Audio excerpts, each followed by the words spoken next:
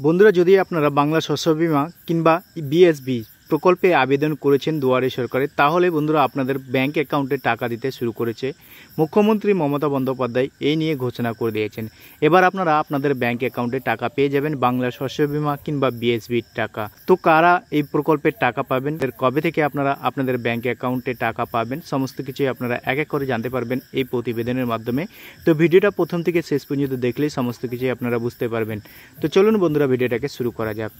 বন্ধুরা, এখানে বলেছে প্রাকৃতিক দুর্যোগের কারণে যাদের ফসল ক্ষতি হয়েছিল, রাজ্যের এমন 2,10,000 কৃষককে 293 কোটি টাকা অর্থ সাহায্য করলেন মুখ্যমন্ত্রী মমতা বন্দ্যোপাধ্যায়ের সরকার।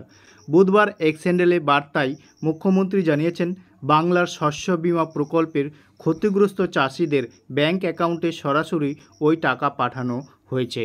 তো বন্ধুরা, আপনারা যদি বাংলা শস্য বীমা প্রকল্পে আবেদন করে থাকেন, যদি আপনাদের ফসল ক্ষতি হয়ে থাকে, তাহলে আপনারা কিন্তু বাংলা শস্য বীমা প্রকল্পের আপনাদের টাকা কিন্তু পেয়ে যাবেন আপনাদের ব্যাংক অ্যাকাউন্টে। তারপরে বলেছে মুখ্যমন্ত্রী এক্স বার্তায় লিখেছেন, আমি ঘোষণা করতে পেরে আনন্দিত যে কৃষক বন্ধু নতুন প্রকল্পের অধীনে রাজ্য জুড়ে 1,05,00,000 কৃষক ও বর্গাদারকে 2900 কোটি টাকা সহায়তা প্রদান করা ছাড়াও আমরা আজ থেকে সরাসরি 293 কোটি টাকা অর্থ সাহায্য দেওয়া শুরু করছি আমাদের 2,10,000 কৃষকের ব্যাংকের অ্যাকাউন্টে। বর্তমানে রবি মরশুমের প্রতিকূল আবহাওয়ার কারণে যাদের ফসলের ক্ষতি হয়েছে, আমাদের বাংলা শস্য বীমা বা বিএসবি প্রকল্পের অধীনে রাজ্য সরকার ক্ষতিগ্রস্ত পুরো ফসলের জন্য সম্পূর্ণ অর্থ সাহায্য দিচ্ছে। যদি আপনারা বাংলা শস্য বীমা প্রকল্পের আবেদন করে থাকেন এবং আপনাদের যদি ফসল ক্ষতিগ্রস্ত হয়ে থাকে, তাহলে আপনারা কিন্তু